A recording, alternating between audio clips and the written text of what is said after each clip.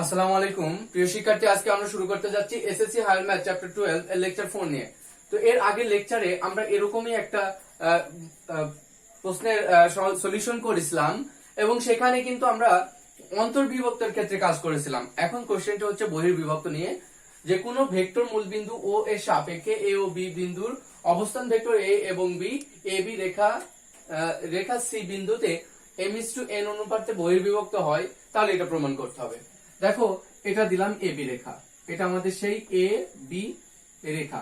এই A B রেখা এই C বিন্দুতে, এটা যদি সি বিন্দু হয়, এ বহির্বিভক্ত করেছে। বহির্বিভক্ত করেছে মানে কে, এই যে এ থেকে সি পর্যন্ত হলো এম, মানে এ বি কে, তাই না? আমরা তো জানি যে এ বি কে কোন বিন্দু, সি বিন্দু। তাই এ থেকে সি, সি থেকে বি, এ থেকে সি এম আর সি থেকে বি হচ্ছে, দেখো সি থেকে বি কি এন, এরকম। তো এখানে সি থেকে আবার বি পর্যন্ত এই দূরত্বটা হলো এন, আমরা এইটুকু জানলাম। এখন আমাদের প্রমাণ করতে হবে এটা। তো দেখো, এই প্রশ্নটাই দেওয়া আছে বলে আমরা যদি লিখি যে দেওয়া আছে, কি দেওয়া আছে? দেওয়া আছে AC is to CB সমান সমান M is to N। তাহলে আমরা লিখতে পারছি AC scalar divided by CB scalar সমান সমান M ডিভাইডেড বাই N। দেখো, আমাদের নিচে M বিয়োগ N আনতে হবে, তাই আমরা যদি উভয় পক্ষে 1 বিয়োগ করি, যে AC বাই CB বিয়োগ 1 সমান সমান M বাই N বিয়োগ 1, তাহলে হয় কি যে AC minus CB divided by CB সমান সমান M minus N by N। আমরা বিয়োজন করলেও পেতাম এটা। এখন এই জিনিসটাকে যদি আমরা বিপরীতকরণ বা এটা সমান কি লেখা যায়, AC থেকে CB যদি বাদ দাও, থাকে দেখো AB বাই CB সমান সমান M বিয়োগ N বাই N। এখন আমরা এই M বিয়োগ N নিচে রাখছি, M বিয়োগ N আর উপরে N, আর নিচে কি হচ্ছে? তাহলে নিচে হচ্ছে যে AB আর উপরে হচ্ছে CB। বা আমরা লিখতে পারি এই জিনিসটাকে কি লেখা যায়, দেখো এই CB আর AB এখানে স্কেলার রাশিতে আছে, কিন্তু আমার প্রমাণে ভেক্টর চিহ্ন রয়েছে, তাই এই ভেক্টর রাশিতে আনতে হবে। তাই AB কে আমরা কি লিখতে পারি, এই যে AB, এই যে স্কেলার AB স্কেলার আকারে লিখলাম, ভেক্টর চিহ্ন মানে মডুলাস মানে স্কেলার। তাহলে এই CB কে আমরা AB যে দিক, এই CB টাকে ভেক্টরে লিখতে গেলে BC লিখবো, BC। কারণ আমরা জানি এই BCও যা CBও তাই, এটা স্কেলারের সমান লেখা যায়, কিন্তু আমার ভেক্টরের সময় আমার যেটা লাগবে সেটা লিখবো। তো ভেক্টরের সময় AB এর দিক ওই দিকে আর BC এর দিকও ওই দিকে, তাই CB না লিখে আমরা কি লিখবো, BC লিখবো। এখন সমান সমান N ডিভাইডেড বাই M বিয়োগ N। যেহেতু AB আর BC এর দিক একই দিকে, তাই আমরা ওই দুইটাকে বলতে পারি স্কেলার না হয়ে ভেক্টর রাশিতে লিখতে পারি, যেহেতু তাদের দিক একই। তাই লেখা যায় BC, দেখো এখান থেকে আমরা লিখতে পারবো BC vector divided by AB vector সমান সমান N divided by M minus N। কেন লিখতে পারলাম? যেহেতু BC ভেক্টর ও AB ভেক্টর এর দিক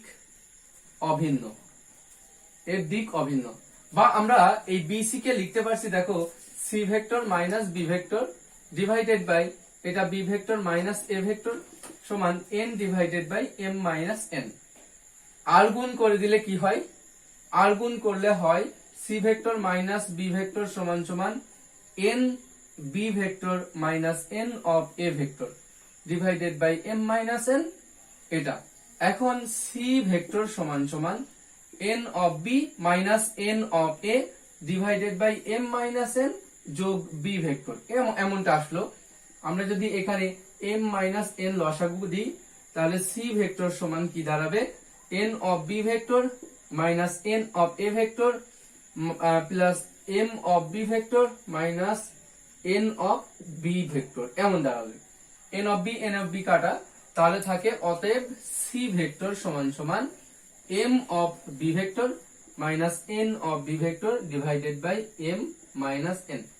ওকে, অর্থাৎ এই ক্ষেত্রে আমরা কিন্তু এই কোশ্চেনটা অন্যভাবেও লিখতে পারি, অর্থাৎ বা সি ভেক্টর সমান আর কি লেখা যায়, দেখো লেখা যায় মাইনাস যদি নিচে কমন নাও তাহলে থাকে এন মাইনাস এম, আর উপরেও যদি মাইনাস কমন নাও তাহলে N of A vector minus M of B vector, তাহলে এটা অথবা এটা লেখা যাবে।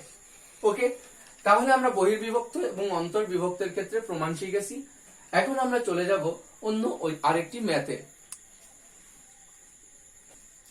এখন আমরা একটা বইয়ের উদাহরণের একটা কোশ্চেন দেখছি, ভেক্টরের সাহায্যে প্রমাণ করো যে ত্রিভুজের যে কোনো দুই বাহুর মধ্যবিন্দু সংযোজক সরলরেখা এর তৃতীয় বাহুর সমান্তরাল এবং দৈর্ঘ্যে তার অর্ধেক। এটা প্রমাণ করার আগে তোমাদের সমান ভেক্টর কাকে বলে শেখায় আসি চলো। এই দেখো, এটা একটা ভেক্টর, নাম দিলে এবি ভেক্টর, আর এটা আরেকটা ভেক্টর, নাম দিয়েছো কি সিডি ভেক্টর, সিডি ভেক্টর। এটা আরেকটা ভেক্টর, এর নাম দিয়েছো কি যে পি কিউ ভেক্টর। এটা আরেকটা ভেক্টর, নাম দিয়েছো কি যে এক্স ওয়াই ভেক্টর। এটা আরেকটা ভেক্টর, যেটার নাম কি দিয়েছো যে এম এন ভেক্টর।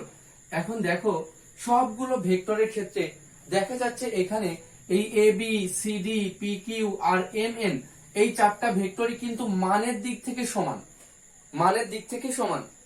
কিন্তু এই এবির যে দিক আর এই সিডির দিক আলাদা, তাই এই দুটি ভেক্টর কখনো সমান হতে পারে না। দুটি ভেক্টর সমান হওয়ার শর্তই হচ্ছে ভেক্টর দুটিকে মানেও সমান হতে হবে, দিকেও সমান হতে হবে, একই দিক হতে হবে। এখন তাহলে এবি ভেক্টর নিশ্চয়ই এক্স ওয়াই ভেক্টরের সমান নয়। ওকে, আবার এখানে এই এবি ভেক্টর সিডির সমান নয়, কারণ দিক বিপরীত। তাহলে এবি ভেক্টর এমএন এর সমান নয়, কারণ এমএন এর দিক এদিকে, এবির দিক এদিকে। ওকে, তাহলে দেখো এবি ভেক্টরটা আর পিকিউ ভেক্টরটা পরস্পরের দিক একই, তাই আমরা বলতে পারি এই পিকিউ ভেক্টর আর এবি ভেক্টর পরস্পর সমান। এখন দুটি ভেক্টর সমান হওয়ার শর্ত তাহলে কি শিখলে, যে ভেক্টর দুটি মানেও সমান হতে হবে, দিকেও সমান হতে হবে। এখন এই দুটি ভেক্টর পরস্পর সমান্তরাল, তাহলে দুটি ভেক্টর সমান্তরাল হলে তাদের দিক কিন্তু একই হয়, একই দিক হয়। এখন যদি এমন হতো যে একটা বড় দাগ, এখান থেকে এটুকু একটা ভেক্টর, তার নাম হচ্ছে ই এফ ভেক্টর। এই দেখো, এইটুকু ভেক্টর কি ই এফ ভেক্টর বলছো। আবার এটা আরেকটা ভেক্টর, যার নাম আচ্ছা আর এস আরেকটা ভেক্টর, দেখো আর এস আরেকটা ভেক্টর। এখন এই ই এফ ভেক্টরটা এইটুকু ভেক্টরের মানও মনে করো 3 একক, আর এই আর এস ভেক্টরের মানও কি 3 একক। এখন সমস্যা, আবার এই এবি ভেক্টরের মানও কি 3 একক। এখন চলো এইগুলো নিয়ে কল্পনা করি। দেখো, এই এবি ভেক্টর আমরা বলতে পারি এটার মান ই এফ ভেক্টর এবং কে বলতো আর এস ভেক্টর পরস্পর সমান। তিনটি ভেক্টরই সমান। কেন সমান? কারণ এটার দিকও এদিকে, এই ই এফ এর দিকও এদিকে এবং আর এস এর দিকও এদিকে। তবে এই E F R A B দুজনের দিক সমান, কিন্তু দুজন দিক কি একই রেখার উপর না। এই যে এ বি কি একই রেখার উপর না, A B R E F কিন্তু পরস্পর সমান্তরাল। তাহলে দুটি ভেক্টরের দিক কিভাবে সমান হতে পারে? দুটি ভেক্টরের দিক এইভাবে সমান হতে পারে যে দুটি ভেক্টর পরস্পর সমান্তরাল হলে দিক সমান হয়। এখন এই যে একটা বড় রেখা, এই রেখাটার নাম দিলাম এক্স ওয়াই রেখা। অ্যাকচুয়ালি এই ই এফ ভেক্টরটা এক্স ওয়াই রেখার উপরে আছে, তাই না? এক্স ওয়াই রেখা তার ধারক রেখা, মানে কোলে করে রেখেছে ই এফ রেখাকে, ই এফ ভেক্টরটাকে। আবার আর এস এইটুকু ভেক্টরকেও এই ই এফ রেখা এক্স ওয়াই রেখা কোলে করে রেখেছে। তার মানে ই এফ ভেক্টরের ধারক রেখা এক্স ওয়াই, আবার আর এস ভেক্টরের ধারক রেখা এক্স ওয়াই। তাহলে এই দুটি ভেক্টর কিভাবে পরস্পর বলতো, কিভাবে তারা সমান হয়েছে? তারা এইভাবে সমান হয়েছে যে তাদের মান সমান, এবং দিক কিভাবে সমান হয়েছে? দিক হয়েছে যে উভয়ই একই ধারক রেখার উপরে অবস্থিত। তাহলে দুটি ভেক্টর, কিন্তু এটা আর এটা, এই দুজনের দিক কিভাবে সমান হলো না? এই জন্য সমান হলো যে এরা এবি ভেক্টর আর ই এফ ভেক্টর পরস্পর কি সমান্তরাল, তাই না? তাহলে এবার একটা ব্যাপার মাথায় রাখো, দুটি ভেক্টর সমান হলে মান সমান তো হতেই হবে, দিকও সমান হতে হবে। দিক সমান হতে পারে দুই ভাবে। এক, দুটি ভেক্টর তখনই দিক সমান হয় যখন ভেক্টর দুটি হয় একই ধারক রেখার উপর অবস্থিত হয়, না হয় ভেক্টর দুটি সমান্তরাল হয়। তাহলে সমান্তরাল হতে হবে, না হয় ধারক রেখার উপর অবস্থিত হবে। এখন তুমি কোনো এক জায়গায় লেখা দেখলে যে পি কিউ ভেক্টর সমান সমান আর এস ভেক্টর, এই কথাটা লেখা আছে, দুটি ভেক্টর সমান লেখা আছে। যেহেতু দুটি ভেক্টর সমান লেখা আছে, তাহলে তোমার মাথায় অলরেডি চলে এসেছে যে এই পি কিউ আর আর এস পরস্পর মান সমান এবং দিকও সমান। কিন্তু দিক সমান হয় দুই ভাবে, হয় পি কিউ এবং আর এস এই দুটি ভেক্টর একই ধারক রেখার উপর অবস্থিত, না হয় তারা সমান্তরাল। কিন্তু তোমার যদি দেখা থাকে বা জানা থাকে যে পি আর কিউ পরস্পর মানে একই ধারক রেখার উপর অবস্থিত নয়, কিন্তু প্রশ্নে তো দেখছো তারা সমান, তাহলে কিভাবে তারা সমান? তাহলে যেহেতু দেখছো যে তাদের মান সমান এবং তারা সমান মানে সমান, তাহলে নিশ্চয়ই তারা সমান্তরাল হবে। কিন্তু দেখছো তারা একই ধারক রেখার উপর অবস্থিত নয়, তাহলে অবশ্যই তারা কিভাবে সমান্তরাল, কিভাবে তাদের দিক এক, তারা সমান্তরাল বলে। তাহলে দুটি ভেক্টর পরস্পর সমান হলে তারা হয় তাদের ধারক রেখা এক হবে, না হয় তারা সমান্তরাল হবে। যদি ধারক রেখা এক না হয় অবশ্যই তারা সমান্তরাল। সমান্তরাল না হলে তারা কিভাবে দিক এক করলো?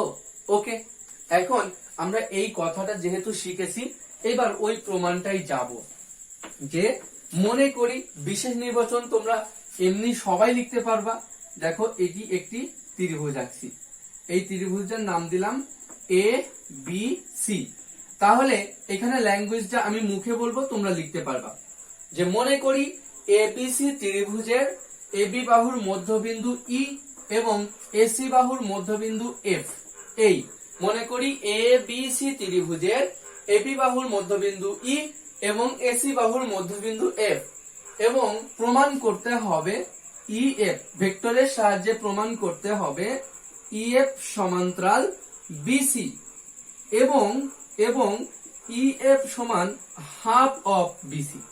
এটা তাহলে বিশেষ নির্বাচন তুমি অবশ্যই ল্যাঙ্গুয়েজ আকারে লিখে দিতে পারবা যে প্রমাণ করতে হবে যে এটা পর্যন্ত। প্রমাণ করি চলো। যে এখন এই ছোট্ট ত্রিভুজ, আমি দেখো একটাও অ্যারো চিহ্ন দিই নাই, আগে দেওয়ার কোনো মানে নেই, দরকারই নেই দেওয়া। এখন দেখো ত্রিভুজ এ ই এফ, এই ছোট্ট ত্রিভুজ নিয়ে চলো কাজ করি। ত্রিভুজ এ ই এফ, ত্রিভুজ এ ই এফ এ তুমি কি পাও? এ ই ভেক্টর যোগ ই এফ ভেক্টর, মানে একই ক্রমে দুটি বাহু সমান সমান এ এফ ভেক্টর। তাহলে পাচ্ছ এ ই ভেক্টর যোগ কি ই এফ ভেক্টর সমান সমান কি পাচ্ছ? এ এফ ভেক্টর। ওকে, এটুকু তো সবাই বুঝছো, এ এফ ভেক্টর। এখন অতএব এ ই এফ ভেক্টর, কারণ তোমার প্রমাণে ই এফ চাইছে, ই এফ ভেক্টর সমান A F vector minus A E vector. এটা কিন্তু লিখতে পারো যে এই যে A E vector minus A F vector. Okay, এটা দিয়ে দিলে 1 নম্বর। ওকে থাক। আবার দেখো এই ত্রিভুজ, বড় ত্রিভুজের ক্ষেত্রে তাহলে আমরা লিখতে পারছি যে আবার এখানে লিখি, আবার ত্রিভুজ এ বি সি এ। এবার বড় ত্রিভুজের ক্ষেত্রে এই যে এ বি ভেক্টর যোগ বিসি ভেক্টর সমান এসি ভেক্টর লেখা যাবে না? যে এ বি ভেক্টর যোগ বিসি ভেক্টর সমান সমান এসি ভেক্টর। যদি এটা পেরে থাকি তাহলে কিন্তু এখন লিখতে পারছি। বা দেখো এ বি ভেক্টর আমার কি প্রমাণে চাইছে? বিসি চাইছে, তাই বিসি সমান লিখি চলো। অতএব বিসি ভেক্টর সমান সমান AC vector minus A B vector. বা ত্রিভুজ বিধি এখান থেকে পায় বিসি ভেক্টর সমান এই এসি ভেক্টর সমান কিন্তু 2 ইন্টু এ এফ ভেক্টর লেখা যায়। যে 2 ইন্টু এ এফ ভেক্টর কেন লেখা যায়? কারণ এফ বিন্দু হচ্ছে এসির মধ্যবিন্দু, তাই এসি ভেক্টরটা হবে এ এফ ভেক্টরের দ্বিগুণ। অনুরূপ ভাবে এবি ভেক্টর হবে যে 2 ইন্টু এ ই ভেক্টর সাইড নোট তুমি দিতে পারো। যেহেতু ই কমা এফ যথাক্রমে কার কার মধ্যবিন্দু, ই কমা এফ যথাক্রমে এ বি ও এসি এর মধ্যবিন্দু, এটা লিখে দিলে এর মধ্যবিন্দু। ওকে, এরপরে আমরা এক কাজ করি, বিসি ভেক্টর সমান সমান 2 into A F vector minus A E vector. এখন দেখো আমরা 2 কমন নিলাম, তাহলে এ এফ ভেক্টর মাইনাস কি পেলাম, এ ই ভেক্টর। কিন্তু এ F vector minus A E vector সমান সমান ই এফ ভেক্টর অলরেডি তোমার 1 নম্বরে হয়ে আছে, তাহলে লিখতে পারছো বা বিসি ভেক্টর সমান 2 ইন্টু এই ই এফ ভেক্টর। অতএব ই এফ ভেক্টর সমান সমান half of BC vector, half of BC vector. কিন্তু তোমার প্রমাণ তো চাইছি স্কেলার রাশিতে, তাই উভয় দিকে কি করে দিবা, মডুলাস। তাহলে মডুলাস করে দিলে আমরা বলতে পারি ই এফ ভেক্টর মডুলাস সমান half of BC vector modulus. অতএব ই এফ সমান হাফ ইন্টু বিসি। এখন যেহেতু এই ই এফ আর হাফ বিসি ভেক্টরটি সমান, আর আমরা জানি দুটি ভেক্টর যদি সমান হয় তাহলে ভেক্টর দুয়ের মান সমান এবং তাদের দিকও সমান। আর দিক সমান মানে হয় তারা একই ধারক রেখায় অবস্থিত, না হয় তারা সমান্তরাল। এখন দেখো ই এফ ভেক্টর এই যে এটা, আর বিসি ভেক্টর এটা, তাই এই ই এফ ভেক্টরটা আর হাফ বিসি ভেক্টরটা যেহেতু সমান, ওই যে এই লাইনটা যদি তুমি 2 নম্বর দাও তাহলে দেখো এটা যেহেতু সমান 2 হতে পারছো, যেহেতু E F vector half BC ভেক্টরের সমান, তাই এই দুটি ভেক্টর হয় সমান্তরাল না হয় একই ধারক রেখায় অবস্থিত।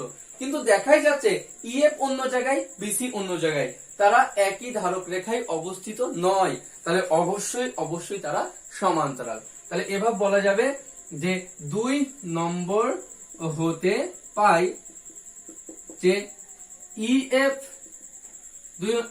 ভেক্টর ও হাফ বিসি ভেক্টর, শুধু বিসি লেখা ভুল হয়ে যাবে, কারণ ই এফ আর হাফ শুধু বিসি তার সমান নাই।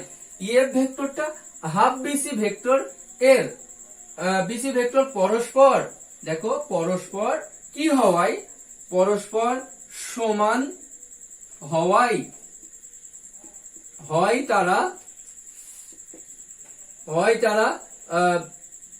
তারা কি বলতো সমান্তরাল, হয় তারা পরস্পর সমান্তরাল, না হয় তাদের ধারক রেখা একই, কিন্তু তাদের ধারক রেখা ভিন্ন, কিন্তু তাদের ধারক রেখা একই নয়। অতএব এই যে ই এফ সমান্তরাল বিসি, শেষ। ই এফ সমান্তরাল বিসি, শেষ। তাহলে আমরা এটারও একটা প্রমাণ করে ফেললাম। তাহলে এটার আলোকে আরো 2টা আমরা প্রমাণ করতে যাচ্ছি।